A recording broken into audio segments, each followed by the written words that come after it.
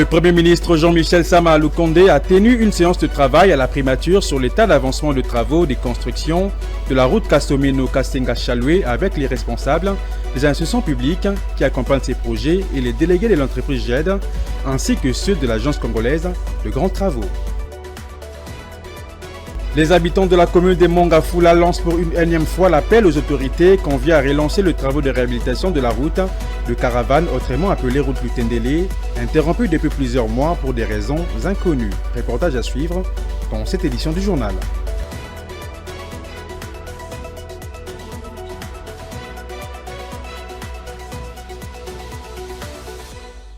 C'est tout pour les titres, mesdames et messieurs. Bienvenue dans cette édition du journal. Tout d'abord, avec environ 400 ouvrages, déjà prêts, le comité de pilotage du programme de développement local de 145 territoires dirigé par le Premier ministre note une évolution positive du projet sur le terrain. C'est jeudi 17 août. Dans la soirée, le comité s'est réuni à l'hôtel du gouvernement. Patrick Lumbala. Présidée par le Premier ministre Jean-Michel Sama Lukonde, cette réunion du comité de pilotage du PDL 145 territoires avait comme mission majeure l'évaluation de la mise en œuvre de ces programmes phares du président de la République Félix-Antoine Tshisekedi. Et cela depuis les dernières réunions, après le lancement effectif des différents travaux sur le territoire national. À ce jour, entre 300 et 400 ouvrages sont déjà disponibles.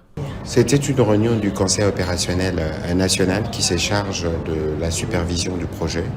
Il était question donc de faire l'évaluation depuis les dernières réunions après les lancements effectifs des différents travaux sur les territoires nationaux. Il faut dire que nous avons été plutôt satisfaits de voir que malgré certaines difficultés, notamment celles liées à la sécurité, dans certaines provinces dans l'Est, certains territoires dans l'Est ou d'accessibilité, mais que toutes les agences ont bien évidemment lancé tous les travaux. Et aujourd'hui, s'il faut faire une évaluation de tout ce qui a été dit, il y a plus de 300 à 400 ouvrages qui sont déjà apprêtés. Vous savez que nous attendons dans le cadre de ces programmes à peu près 1200 écoles, 500 ou 700 centres de santé et 145 bâtiments administratifs. Et nous sommes plutôt satisfaits que dans les jours qui viennent, on va plutôt faire une programmation pour que l'on commence la phase des inaugurations pendant que d'autres composantes seront en train de se mettre en place. Pour rappel, le comité de pilotage stratégique s'occupe du suivi de la mise en œuvre du programme du projet de développement à la base de 145 territoires. Les choses se précisent donc de plus en plus pour la matérialisation de cet important projet qui va, selon le gouvernement de la République, déclencher le développement de la RDC à partir de la base. L'état d'avancement de travaux de construction de la route Kasomeno-Kasenga-Chaloué au centre d'une séance de travail tenue par le Premier ministre Jean-Michel Sama Lukonde, c'est jeudi 17 août 2023 à la primature avec les responsables des institutions publiques qui accompagnent ces projets et le délégué de l'entreprise GED ainsi que ceux de l'agence congolaise de grands travaux. On écoute les ministres des ITP, Alexis Guizarro. Nous sommes réunis autour du Premier ministre, autour de l'état d'avancement du projet de concession de la route entre Kasomeno-Kasenga-Chaloué. Pour mémoire, c'est un projet qui a, disons, deux parties importantes. La première partie, ça sera la modernisation de la route entre Kasomeno-Kasenga-Chaloué, mais aussi le fait de jeter un pont aubané d'à peu près 350 mètres entre nos deux pays, donc la Zambie et la République démocratique du Congo. Il était important au stade actuel que toutes les parties prenantes, c'est-à-dire l'entreprise GED qui est là, l'agence congolaise des grands travaux, ainsi que les institutions publiques qui accompagnent le projet, que nous puissions tous nous réunir, comme je l'ai dit, autour du Premier ministre, pour non seulement faire le point sur ce qui est déjà fait, mais également de réfléchir sur les perspectives. Et nous avons obtenu de la part de l'Agence congolaise des grands travaux, mais ainsi que de GED, toutes les assurances pour que ce projet puisse être mené à terme. Et au jour d'aujourd'hui, nous pouvons rassurer notre population, en tout cas non seulement de la République démocratique du Congo, mais également de cette partie de notre pays, que ce projet avance bien et que nous pensons le finaliser au plus tard et le mettre en exploitation en 2025. Donc c'est sur tous les aspects de ce projet que nous avons voulu faire le point autour du Premier ministre. Dans un autre chapitre, le séminaire sur le renforcement de capacités des dirigeants des établissements publics et entreprises du portefeuille sur la gestion du responsable des deniers publics s'est clôturé jeudi à Pullman Hotel. Plusieurs recommandations ont été prises au terme de ces assises qui se sont tenues du 16 août au 17 août à Kinshasa. Reportage de Juvette Mbelou et Joe Manana.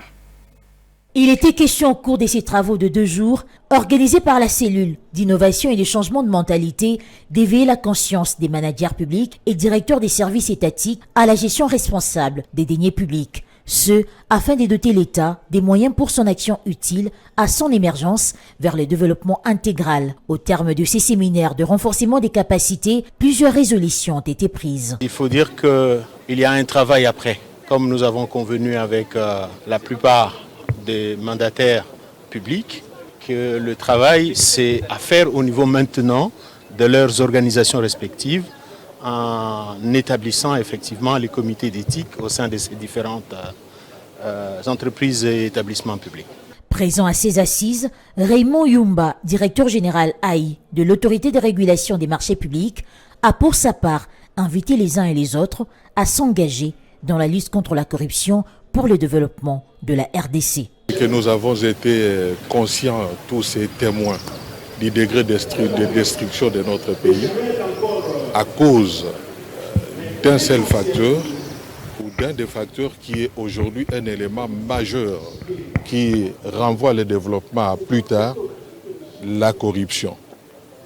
La corruption s'est installée dans notre pays et nos attentes c'était d'avoir des outils, de partager les expériences et surtout de s'engager dans la lutte pour les changements des mentalités afin de pouvoir promouvoir le développement de notre pays.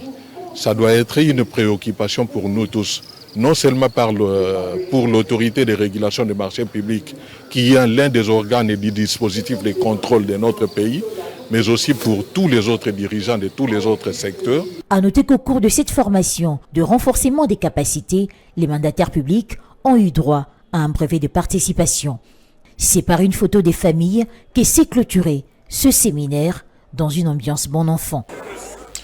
La sanction américaine à l'endroit des 3 fonctionnaires congolais accusés de trafic illégal des espèces menacées d'extinction en République démocratique du Congo a ouvert la brèche à des profondes réflexions sur la richesse faunique et floristique congolaise. À ces propos, le pays tire-t-il suffisamment profit de sa biodiversité? Cette sanction américaine tombe-t-elle à point nommé pour dissuader les trafics illicites? Les éléments des réponses dans cet élément. L'écosystème de la République démocratique du Congo est d'une richesse inimaginable. Seules ces forêts couvrent près de 135 millions d'hectares, dont 99% constitués de forêts denses humides, ce qui représente près de la moitié des forêts tropicales humides d'Afrique. S'agissant de sa faune, la République démocratique du Congo abrite le principal réserve de la biodiversité faunique du monde, à l'instar de l'espèce menacée d'extinction. 2 espèces qui attirent la convoitise de plusieurs pays et même seuls 2 individus plus malicieux et mal intentionnés qui s'offrent dans de pratiques de commerce illégaux. Mais quelle part de bénéfices tire concrètement la République démocratique du Congo de toutes ces richesses? Mangalibi, environnementaliste de son État, estime qu'il manque à la tête de ces institutions chargées de la protection de l'écosystème congolais des vrais patriotes. On a compris qu'il y a certaines personnes à qui on donne des responsabilités ne connaissent pas les valeurs de la grâce que nous avons. Et que quand on voit la manière dont les contacts s'est passé, on s'est rendu compte qu'ils allaient carrément brader l'espèce en question. Par rapport à cela, on a besoin de bons patriotes, surtout par rapport aux accords. Parce que la majorité les font, mais en échange, les Congos ne se retrouvent presque pas. C'est pourquoi la sanction américaine à l'endroit de ces fonctionnaires congolais n'ont pas d'effet dissuasif, souligne-t-il. Mais pour moi, je dis aujourd'hui, ça ne sert plus à rien, parce qu'à ce moment-là, on devait faire pression au Congo pour dire que la manière dont vous êtes en train de vendre ces animaux-là, ce n'est pas dans les cadres. Mais on laisse faire et aujourd'hui, on se réveille pour dire condamner. Bon, on va condamner après. Rappelons que la République démocratique du Congo possède le deuxième bassin forestier du monde après celui de l'Amazonie. À ce sujet, un sommet réunissant le 3G et climatique est attendu à la fin de ce mois à Kinshasa. Envoyer ou recevoir de l'argent via le téléphone portable fait désormais partie du quotidien des Congolais. Les opérateurs économiques œuvrant dans les secteurs des télécommunications s'investissent de plus en plus dans les transactions financières électroniques. Cependant, la population congolaise approchée ce vendredi déplore les restrictions imposées lors des opérations de ces transactions. Divine Mwenze et Pichundita pour le reportage. Les opérations des transactions par téléphone mobile gagnent de plus en plus du terrain en République démocratique du Congo. La rapidité et la disponibilité de ces transactions financières représentent les plus grands avantages qui poussent la population à recourir à ce mode de transaction. Cependant, certains services de télécommunications imposent des coûts de tarification au transfert comme au retrait des transactions. Bon, j'ai fait les transactions mobile money, votre propre argent que vous mettez dans votre propre téléphone. S'il faut vérifier les soldes de votre propre compte, vous allez voir, même en vérifiant les soldes, l'opérateur mobile est en train de vous couper votre propre argent. Il faut écarter d'abord l'air frais là qu'il coupe pour que quelqu'un puisse vérifier son solde. Je vois que dans ces domaines-là, l'État est quasiment absent. Les transactions que nous effectuons par l'entremise de ces réseaux mobiles nous coûtent énormément. Pourtant, il y a tout un ministère qui est réservé pour le contrôle de ces secteurs.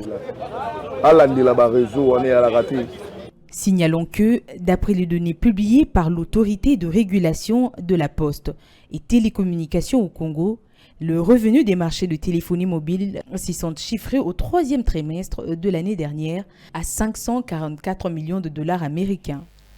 Voilà, autre chose à signaler dans ces journaux, les entrepreneurs œuvrant dans les secteurs de la commercialisation et montage des lunettes de vue approchés ce vendredi déplorent le manque d'accompagnement des banques congolaises.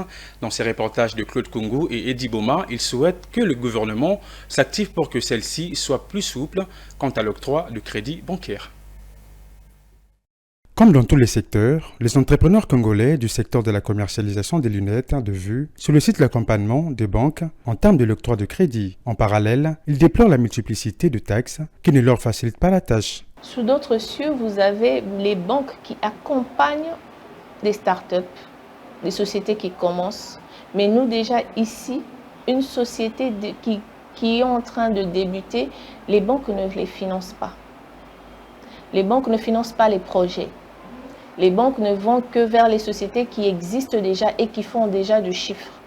Alors qu'il y a une autre catégorie de projets qui sont porteurs, de projets qui seront bénéfiques, mais qui ont juste besoin d'un petit coup de pouce au départ. Là, à ce moment-là, on ne parle même pas encore de crédit, mais on parle de financement. C'est-à-dire, quand je veux parler de financement, je veux parler aussi du taux d'intérêt qui va suivre par rapport à la personne qui est en train de débuter. On ne va pas demander à une société qui commence d'aller payer un intérêt de 12% comme une société qui existe depuis 15, 20 ans, 10 ans. Ils insistent ici pour le financement des entrepreneurs. Et il y a plusieurs mécanismes que la banque peut mettre tout autour pour pouvoir accompagner ce genre d'entreprise. L'entrepreneuriat est l'un des piliers du développement. Ainsi, les autorités sont priées de prendre en compte le cri d'alarme des entrepreneurs. Je l'ai mentionné au sommaire de ces journaux, la route de Caravane, autrement appelée route des Lutendele, dans la commune de Mongafula, se trouve dans un pitoyable état de délabrement, l'occasion pour les habitants de ces coins de lancer pour une énième fois l'appel aux autorités conviées à relancer les travaux de réhabilitation de ces trajets interrompus depuis plusieurs mois pour des raisons inconnues. Gérès Loutete et Ruben Manata s'étaient rendus le vendredi à leur rencontre. Située dans la partie ouest de Kinshasa, cette route des caravanes, appelée route de Lutendele, est longue de 21 km. Par son importance, la dite route est la deuxième voie de desserte agricole menant vers le Congo central après celle de Matadi. Cependant, son paysage poussiéreux laisse entendre un abandon total, mettant en difficulté tant les passagers que les résidents de cette partie de la ville. Occasion pour ces résidents de lancer pour une énième fois un appel aux autorités pour la relance des travaux de réhabilitation interrompus depuis plusieurs mois déjà. En 2007, Après autant d'années passées ici, la majeure difficulté à laquelle nous faisons face est la route. Cette dernière se trouve dans un état de délabrement qui ne dit son nom. Nous faisons face à plusieurs difficultés ici. Nous n'avons pas de route, pas d'eau potable. Mais pendant la campagne électorale, ils viennent en masse solliciter nos voix. Après, ils s'en vont pour ne plus revenir. La pauvre population que nous sommes continue à croupir dans la misère. Nous avons besoin de cette année, tout change dans le positif. Figurant dans le projet d'infrastructure contenu dans le contrat sino-congolais, cette route des caravanes mérite d'être réhabilitée. À cet effet, les usagers ne jurent que par la relance des travaux. Et pour terminer, à l'occasion de la journée internationale de la photographie célébrée chaque 19 août, le département de photographie de l'Académie des Beaux-Arts a organisé une conférence et exposition ce vendredi 18 août 2023 sous le thème « Une photo est-elle une œuvre d'art ?» L'objectif est de partager des expériences sur ces métiers qui, du reste, ne se résument pas seulement en des photos événementielles ou de photoshooting, mais il s'agit de tout un art comme la peinture et le dessin.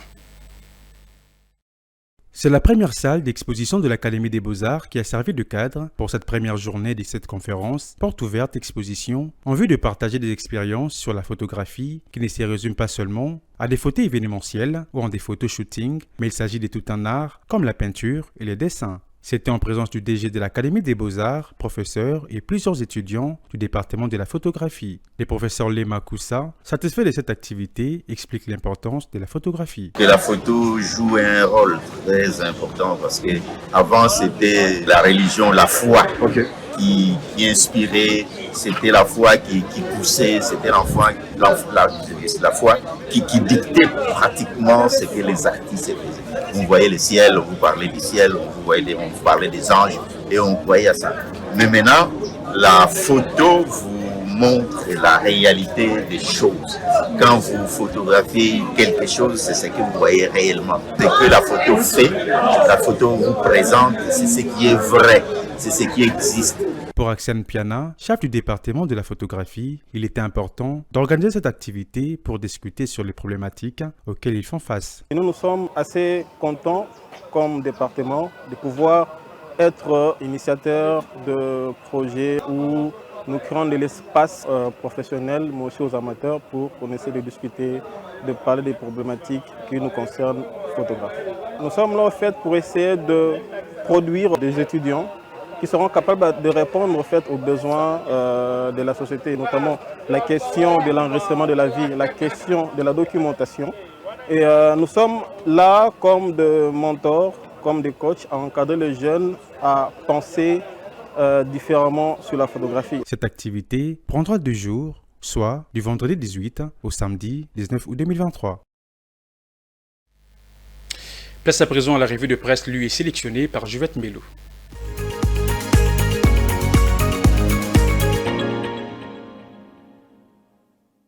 Mesdames et messieurs, bienvenue à tous dans cette revue de presse économique. Débutons cette revue de presse avec l'Avenir qui titre pour sa part les raisons de la reprise du procès Matata. Le journal note que, dans une tribune intitulée « Affaire Matata Pogno et consorts », encore un arrêt de la Cour constitutionnelle. Et maintenant, que faire s'interroge le journal. Le professeur Blaise Ekawa Luenga soutient que la Cour constitutionnelle pourrait reprendre les poursuites contre Matata Pogno devant elle, au fond, non seulement puisque le droit d'action publique n'avait pas été épuisé par son arrêt d'incompétence, mais aussi puisque la Cour n'est pas tenue par l'autorité de la chose, jugée de ses propres arrêts, étant précisé que les revirements des jurisprudences sont par essence rétroactifs. Mais au-delà de ces arguments, la reprise des poursuites devant la Cour constitutionnelle répond aussi à 2 autres exigences consacrées par la Constitution, la lutte contre l'impunité et l'égalité des citoyens devant la loi. Poursuivons cette revue de presse avec La Prospérité qui titre à sa une « RDC, les nouveaux mandataires publics sensibilisés sur la gestion saine et responsable des deniers publics ». La consoeur indique que à quoi servirait-il de placer de nouveau la gestion des deniers publics entre les mains des personnes dont l'on saurait clairement mesurer à l'avance les sens de responsabilité et de probité. Voici, loin sans faux, un dilemme dans lequel s'évoute la RDC des décennies durant en proie à des plus tard dont le détournement et la corruption qui gangrènent malheureusement les établissements publics et les entreprises du portefeuille de l'État. Dans les soucis de prévenir, de réduire l'impact et d'éjecter ce venin qui ronge l'arsenal du portefeuille congolais, la cellule d'innovation et des changements de mentalité a organisé du 16 au 17 août 2023 au chapiteau du Pullman Grand Hôtel un séminaire de renforcement des capacités à l'intention de ces nouveaux dirigeants des établissements publics et des entreprises du portefeuille sur la gestion aussi bien responsable qu'orthodoxe des deniers publics. Terminons cette revue de presse avec Africa News qui titre « Jeux de la francophonie, une dette de 30 millions de dollars au 15 août ». Le journal précise que, après les Jeux, le bilan. Succès populaire à Kinshasa, le 9e jeu de la francophonie ont coûté une fortune au trésor public. Le bilan comptable affiche un montant global de 58,46 millions de dollars américains et 11,9 millions d'euros. À ce jour, près de 29,7 millions de dollars sont encore à pouvoir. Apurer ces dettes, c'est l'objectif poursuivi par les comités nationaux de jeux de la francophonie qui a établi une situation des prestataires, fournisseurs et personnels restant à payer. Dans ce document de 4 pages, reprenant les dépenses prioritaires et d'autres restants à effectuer, Isidore Kwanja a prêché pour sa propre chapelle, se servant 7 des 58 rubriques. Fin de cette revue de presse économique. Merci à vous de l'avoir suivi.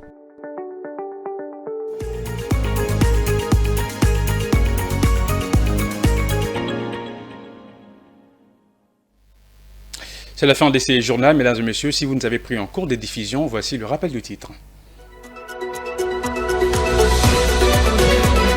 Le Premier ministre Jean-Michel Sama Lukonde a tenu une séance de travail à la primature sur l'état d'avancement de travaux de construction de la route Kasomeno-Kasenga-Chaloué avec les responsables des institutions publiques qui accompagnent ces projets et le délégué de l'entreprise GED ainsi que ceux de l'agence congolaise de grands travaux. Et puis vous avez suivi dans ces journaux les habitants de la commune de Mongafula qui lancent pour une énième fois l'appel aux autorités qu'on vient à relancer le travaux de réhabilitation de la route des caravanes, autrement appelée route du Kendélé, interrompue depuis plusieurs mois pour des raisons inconnues.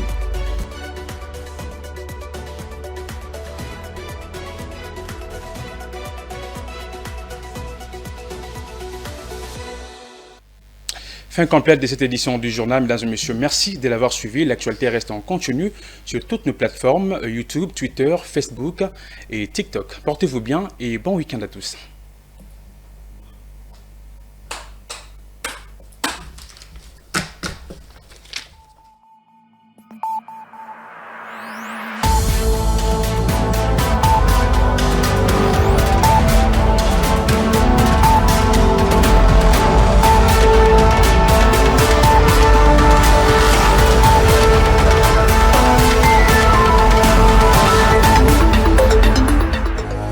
Dans une sphère médiatique, essentiellement tournée vers des contenus généralistes, où l'originalité n'a plus sa place au chapitre, où le secteur de l'économie et finance, pourtant poumon d'un État, sombre dans les oubliettes, voici enfin Ecofin Télévision.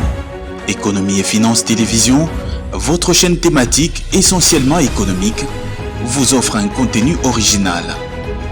Nous traitons des questions monétaires, commerciales, énergétiques, minières, pétrolières et environnementales. Notre créneau, vous proposer des informations, des analyses, des perspectives et prévisions économiques. Ecofin Télévision vous permet également de comprendre la coopération entre les États et les institutions, sans oublier l'épineuse question de la dette. Ecofin Télévision, tout savoir sur les investissements, les échanges commerciaux, la balance commerciale et la balance des paiements, le taux d'échange, l'état des lieux de la lutte contre les détournements des finances publiques, la coopération bilatérale ou multilatérale. Ecofin Télévision vous explique comment l'économie nationale est directement liée à l'économie mondiale. Notre particularité fait notre originalité. C'est pourquoi nous disons Ecofin Télévision, mieux que savoir sur l'économie et finances, comprendre.